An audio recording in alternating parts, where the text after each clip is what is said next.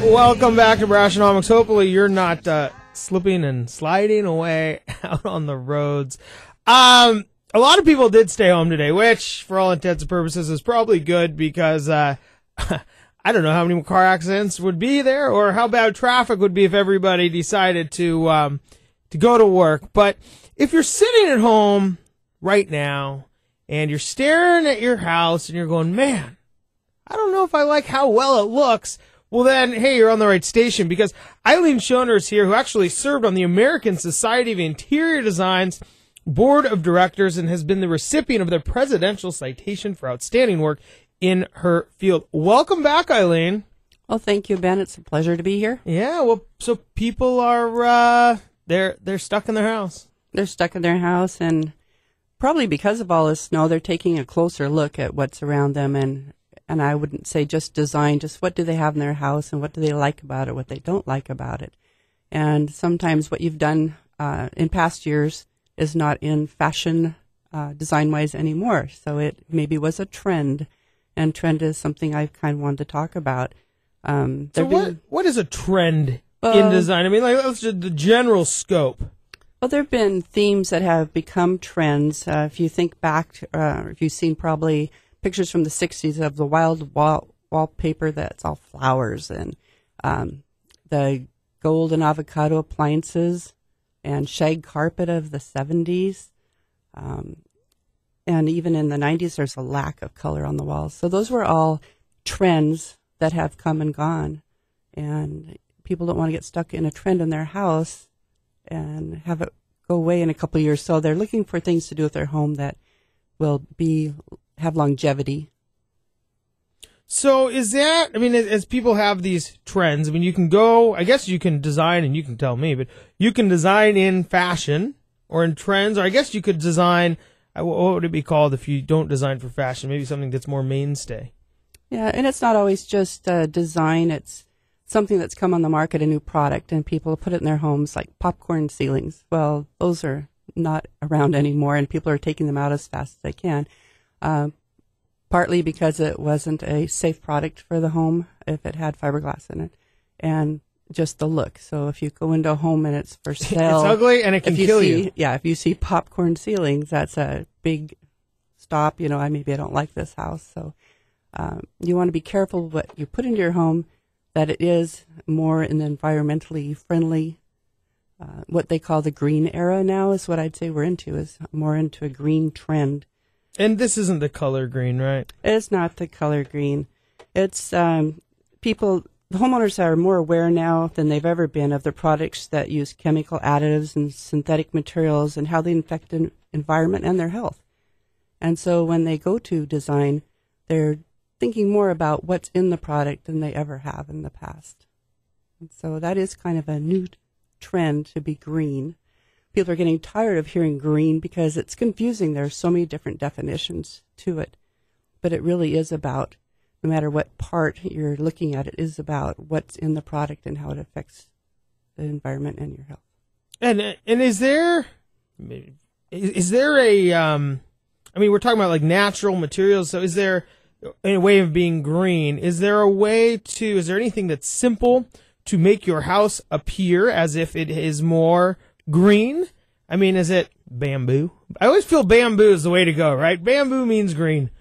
Well, it's because it's a natural product, and simplifying the products that you're using in interior design to the more natural products, it also brings about lifestyle changes. These things can reflect on how they live. Have you ever heard of Midcentury modern? I have, and I have no idea what it means. Well, mid-century modern was a trend in the mid-20th century that was basically inspired by Frank Lloyd Wright. And he had open floor plans and integrated lots of natural light and natural products. So there was a lot of wood products. And he also built houses around trees and crazy stuff like that. Yeah, and over a waterfall. Isn't that one of the famous ones? Right.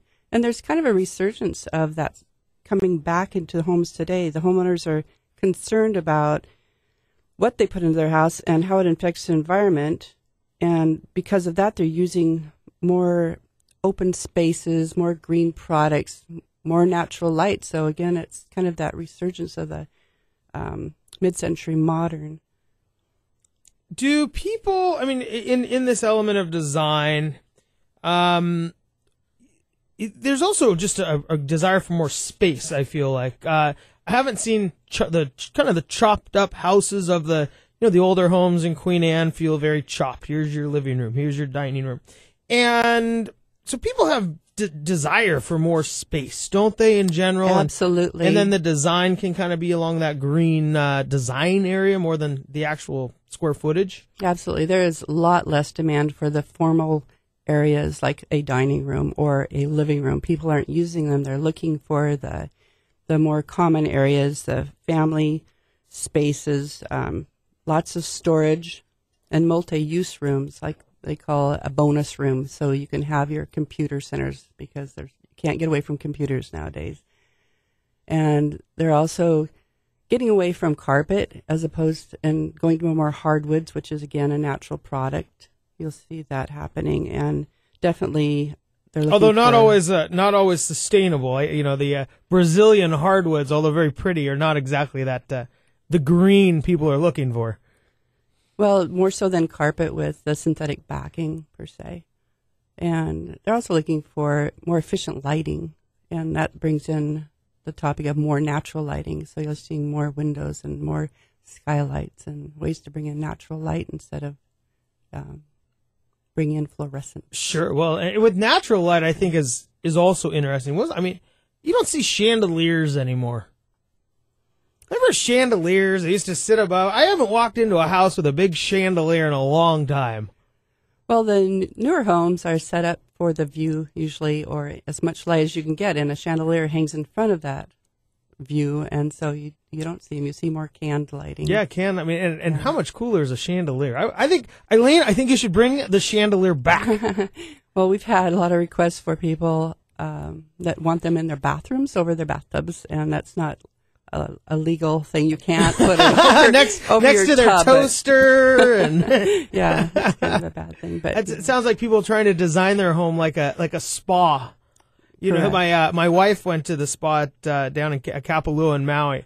She said, when we have $1 billion, I said, well, I don't have to worry about that. But when we have $1 billion, she wants to design our home just like a spa at Kapalua. I said, well, I hope we can do that someday. I think that included a chandelier over the tub. Yeah, well, there's a lot about that. People want to feel comfortable and at ease in their home, and that's why the formal areas have disappeared and been replaced by the open spaces and the multi-use, especially multi-family use. Families get together and they have one room, and there's going to be a computer, and there's going to be a TV, and there's going to be somebody on a game, and it's what they're looking for instead of everybody going off their own little space. So, well, Eileen, we have about a minute left. Is there anything else you can think of? I mean, as far as a lot of people are indoors, especially throughout the whole winter, really, in Seattle. Anything else as far as like products that you kind of bring the outdoors in, or what else can people do to do that?